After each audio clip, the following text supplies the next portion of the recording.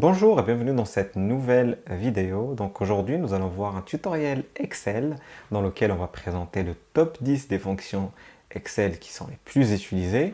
Le but étant de vous présenter ces fonctions, de vous les expliquer et puis de voir des cas pratiques afin que vous puissiez les comprendre et les reproduire de votre côté.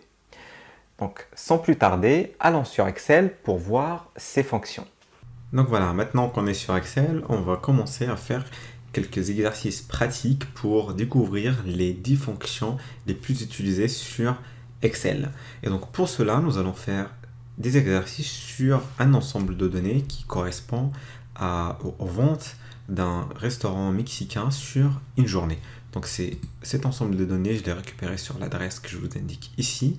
Bien évidemment, le fichier avec les différents exercices qu'on va faire, je vais le mettre dans la barre de description, donc vous pouvez le télécharger.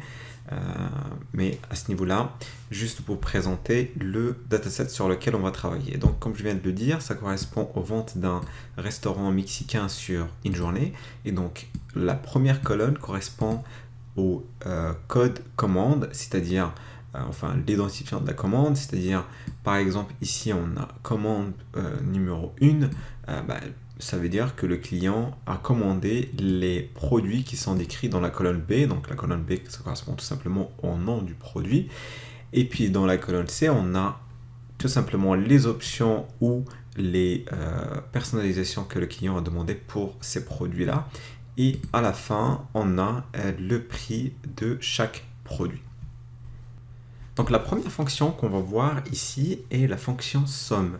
Donc la fonction somme, ça nous permet tout simplement d'additionner des valeurs sur une plage, donc un intervalle, ou d'additionner des valeurs individuelles qu'on va sélectionner une par une.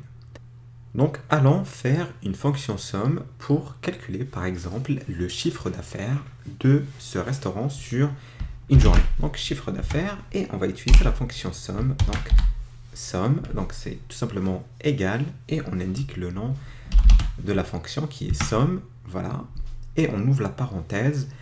Par exemple ici, on va sommer tous les prix de toutes les ventes, et donc on va sommer une plage, des valeurs contenues dans une plage, et donc on va sélectionner le premier, et on va descendre jusqu'au dernier. Donc voilà, pour sommer vraiment toutes les valeurs. Donc bien évidemment, là je le fais manuellement, mais on va voir juste derrière une manière plus automatique pour le faire. Juste pour comprendre les deux démarches.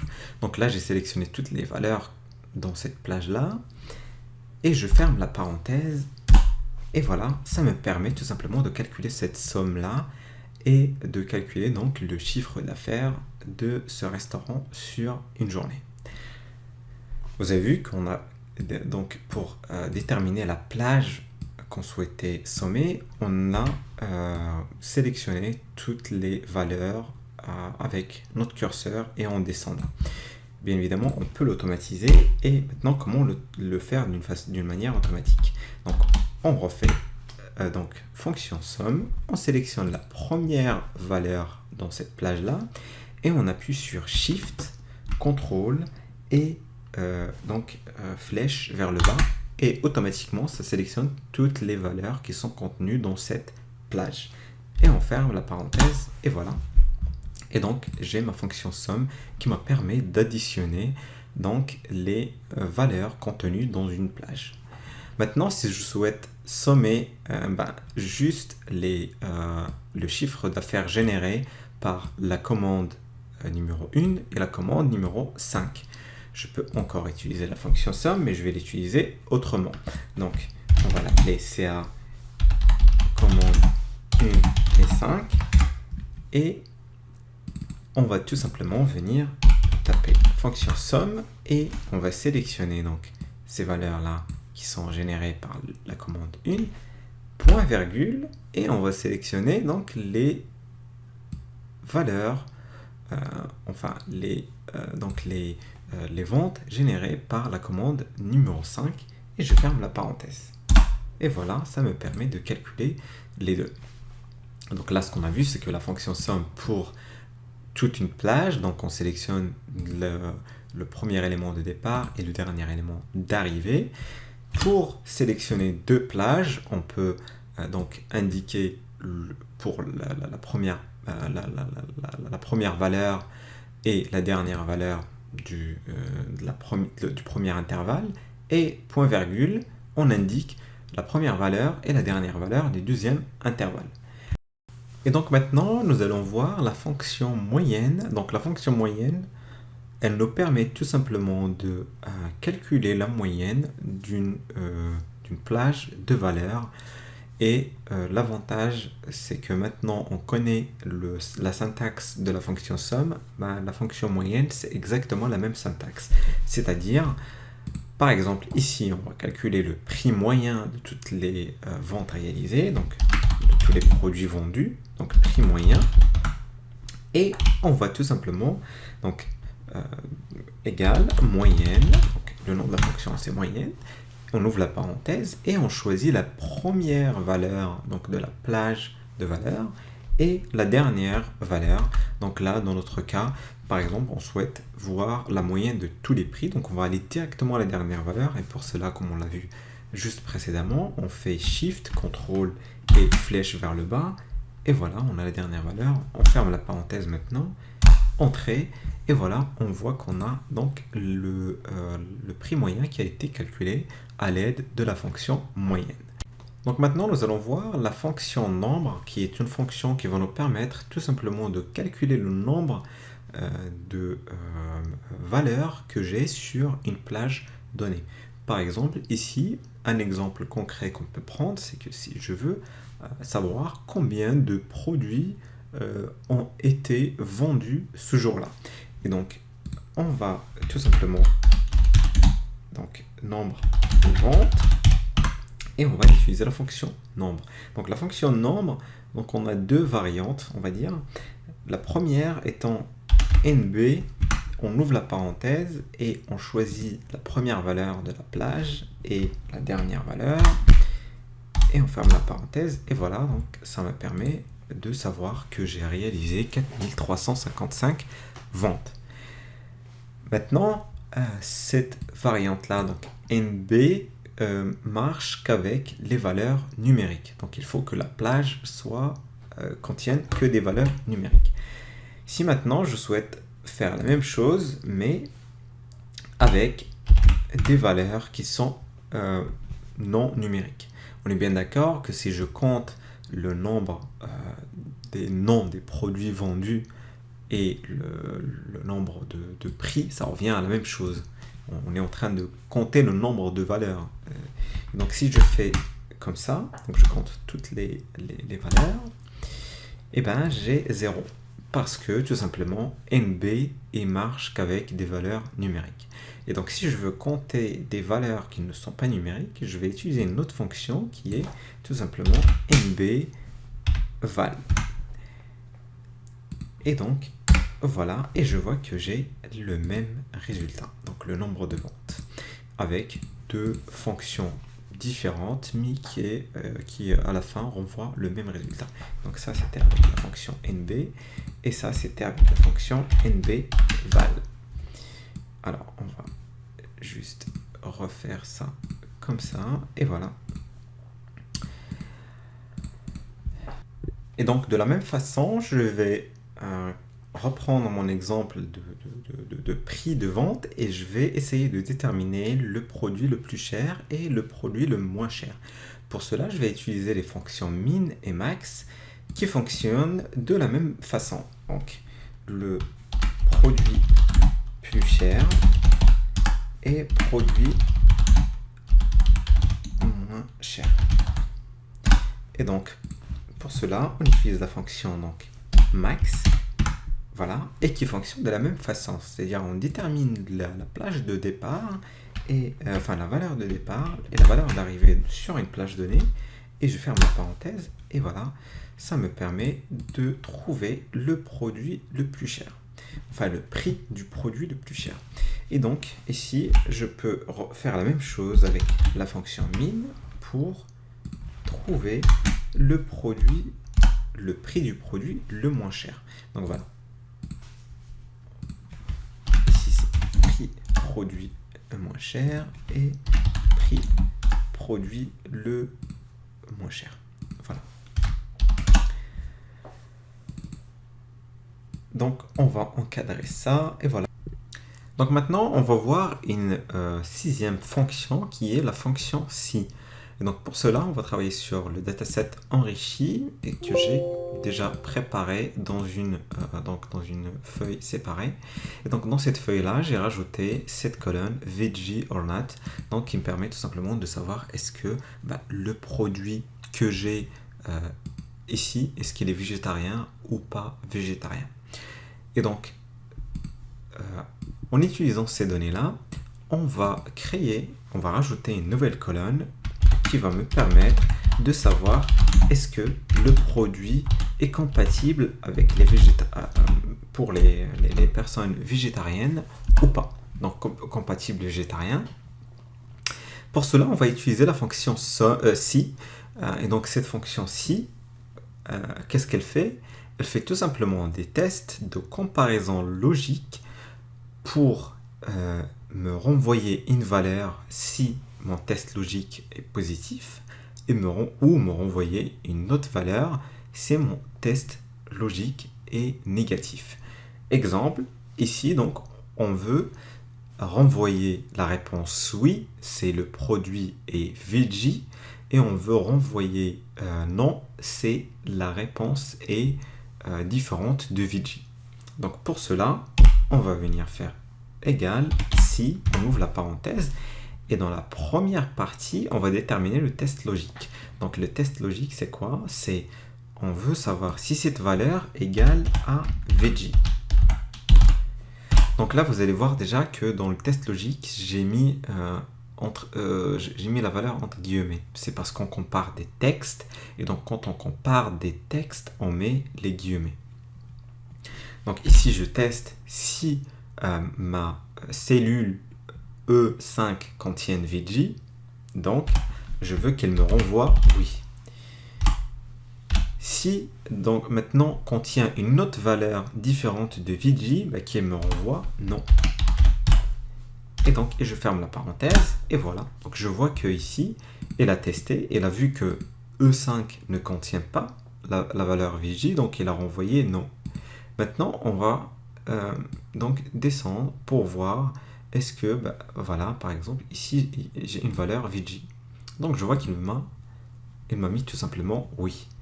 Donc, maintenant, pour faire défiler la formule et descendre jusqu'à la fin, il suffit tout simplement de venir ici et de double-cliquer.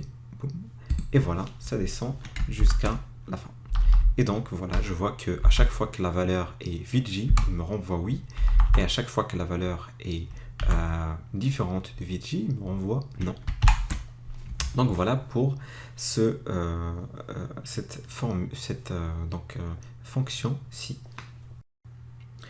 Donc maintenant qu'on a vu la fonction si, on va voir la fonction somme si, qui va nous permettre tout simplement de combiner les deux fonctions somme et la fonction si. Exemple qu'on va prendre ici, c'est on veut par exemple déterminer le chiffre d'affaires qui a été généré que par les produits compatibles végétariens.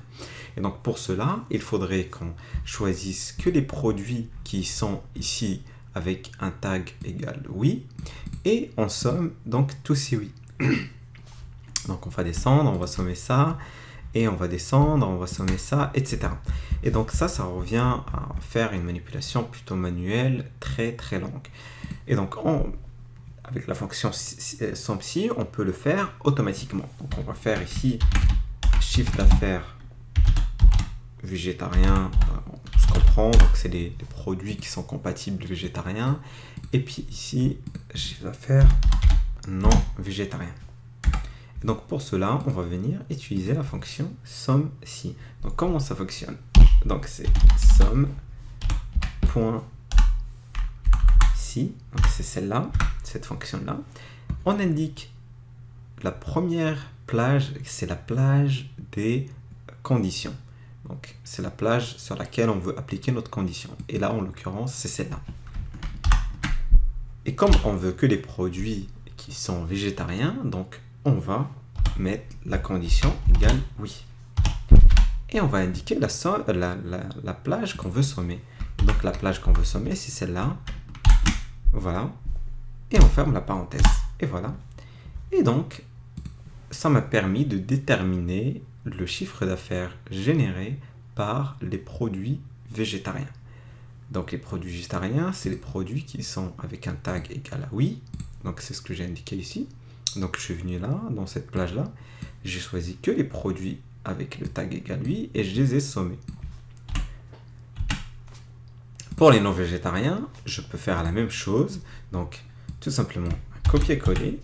Et je viens ici et je modifie. Au lieu de mettre oui, je mets non. Et voilà. Et m'a déterminé donc les produits qui sont non végétariens, enfin le chiffre d'affaires généré par les produits non végétariens. Et donc voilà, maintenant qu'on a déterminé le chiffre d'affaires donc par catégorie de produits, on va de la même manière déterminer le prix moyen donc des produits végétariens et produits non végétariens. Et donc je vais venir tout simplement ici donc mettre juste prix moyen et pareil ici prix moyen. Voilà. Et pour cela, on va utiliser la fonction moyenne si qui fonctionne de la même façon que SOMSI, donc moyenne. Voilà, moyenne.si et on va déterminer donc cette plage là. Voilà. On va mettre oui et on va choisir donc la plage qui contient donc les prix et on ferme la parenthèse. Et donc le prix moyen des produits végétariens est de 9,77 €. On va voir pour les produits non végétariens, donc qui on va mettre donc non ici et qui est de 7,04 €. Donc voilà pour la fonction moyenne si. Et on remarque par rapport à moyenne si et SOMSI, vous avez remarqué que le oui ou le non, on le met entre guillemets, tout simplement parce que on met, donc comme pour la fonction si, on met entre guillemets les valeurs texte. Donc c'est tout simplement la même manière que la fonction si. Et donc maintenant, on va tout simplement juste encadrer ça pour que ce soit un petit peu plus parlant et les remettre, voilà, format comme ça, parfait. Donc maintenant, nous allons voir la fonction recherche V qui est une fonction très importante et très intéressante à connaître et c'est vraiment la fonction de recherche par excellence qu'il faut connaître. Donc cette fonction, elle sert à quoi? Elle sert à faire une recherche dans un tableau et me renvoyer une valeur que je vais indiquer, donc une valeur sur la même ligne que la valeur recherchée. Exemple, supposons qu'on souhaite, en se basant sur l'ordre d'une commande, par exemple, on va prendre un ordre au hasard, par exemple 25, on souhaite savoir est-ce que le client qui a passé cette commande a pris un produit compatible végétarien ou pas. Donc ce qu'on va faire, c'est qu'on va utiliser la fonction recherche V qui va venir chercher le numéro de l'ordre et dès qu'elle va le trouver, elle va me renvoyer la ligne correspondant à cet ordre dans la colonne F.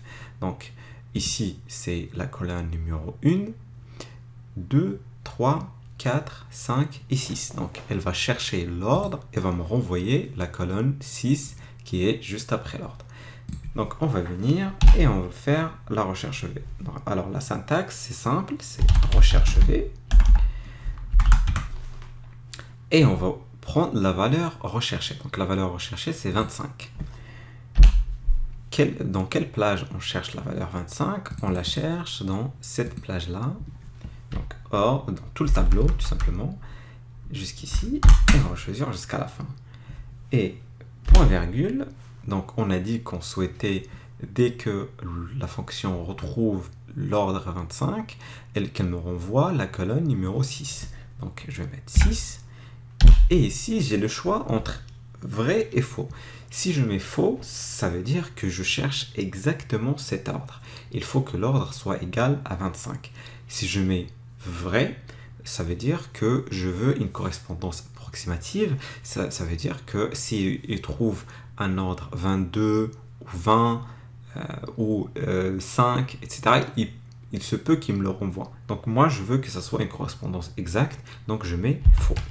Tout simplement, je ferme la parenthèse, et voilà.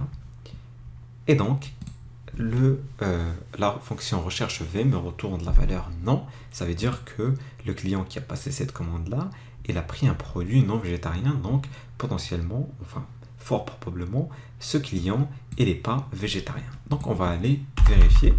Donc l'ordre 25, il est juste là, voilà. Et donc on voit que le client a pris un produit qui a la valeur non compatible végétarien, donc le client n'est pas végétarien. Une dernière chose à savoir sur la fonction recherche V, c'est que la fonction recherche V est monodirectionnelle. Ça veut dire que la fonction recherche V va tout simplement juste vers le sens droit. Ça veut dire que je peux chercher que dans ce sens-là, c'est-à-dire en partant de l'ordre ID, je peux chercher que par exemple l'item name, le choice description, etc. Je ne peux pas revenir vers, si par exemple je cherche les valeurs non et j'essaye de remonter à l'ordre, je ne peux pas le faire. Donc la fonction recherche V va tout simplement dans le sens droit. Maintenant, on va voir l'avant-dernière fonction dans ce top 10 qui est la fonction si-erreur. Alors, la fonction si-erreur me permet tout simplement, en cas d'erreur, de renvoyer une valeur par défaut. Supposons maintenant que je souhaite faire ma fonction recherche V comme je viens de le faire initialement sur l'ordre 25. Je souhaite le faire par exemple sur un ordre 4800 par exemple. Là, il va m'envoyer la valeur NA, ça veut dire que c'est une erreur, il n'arrive pas à retrouver cette valeur 4800. Donc ce que je vais faire, c'est que dans ma recherche V, je vais venir et je vais mettre si erreur, donc cette fonction-là, et je ferme, je mets un point virgule, et je mets la valeur que je souhaite renvoyer en cas d'erreur. Donc je vais envoyer par exemple valeur introuvable, par exemple. Et je ferme la parenthèse. Donc voilà, à chaque fois que ce sera une erreur, il va me renvoyer la valeur introuvable. Si je mets maintenant 25, donc non. Si je mets 150, il la trouve. 180, il la trouve. Mais si je mets 8000, il me dit valeur introuvable. Donc il va venir chercher ici. Et quand il ne trouve pas la valeur, il va me renvoyer valeur introuvable. Et ça, c'est valable pour toute opération que vous allez faire. Exemple, supposons qu'on revient à la valeur initiale. Supposons qu'on ait deux valeurs ici, par exemple, texte, et on est 25, par exemple. Et on essaye de faire une multiplication entre texte fois 25. Donc texte fois 25, donc il me renvoie valeur. C'est une erreur. Donc moi je vais venir ici, par exemple, et je vais mettre si erreur, renvoie-moi 0. Donc là, on indique l'opération ou la fonction ou ce qu'on essaye de faire, et point virgule, et derrière on indique la valeur si une erreur se produit. Je ferme la parenthèse, donc il va m'envoyer 0. Si maintenant je viens et je change ce texte et je mets 2, il va faire le calcul qui est là, normalement, et va m'envoyer la valeur sans problème. Si je reviens et je mets T, par exemple, voilà, il va trouver que c'est cette valeur-là, ça correspond à une erreur, parce qu'on ne peut pas tout simplement faire une multiplication d'un texte fois un numérique, et donc il renvoie 0. Donc maintenant, on va voir la dernière fonction, qui est la fonction concaténer, qui me permet tout simplement de concaténer plusieurs valeurs et plusieurs textes. Donc ce que je vais faire, c'est que pour faire un exemple, on va venir rajouter une colonne ici, et supposons que je souhaite par exemple rajouter un commentaire ici qui me dit le produit, et puis derrière le nom du produit, est non compatible végétarien ou est compatible végétarien. Donc ce que je vais faire, c'est égal concaténer, donc c'est la fonction concaténer, et on va indiquer le texte numéro 1. Le texte numéro 1, c'est un texte que je vais écrire moi-même, donc je vais appeler le produit et espace, je ferme la parenthèse, virgule, point virgule, je vais indiquer le nom du produit, donc c'est celui-là, point virgule, et je mets le texte et tout simplement, point virgule, est-ce que c'est compatible ou pas compatible, donc c'est celle-là, point virgule, texte, espace, végétarien.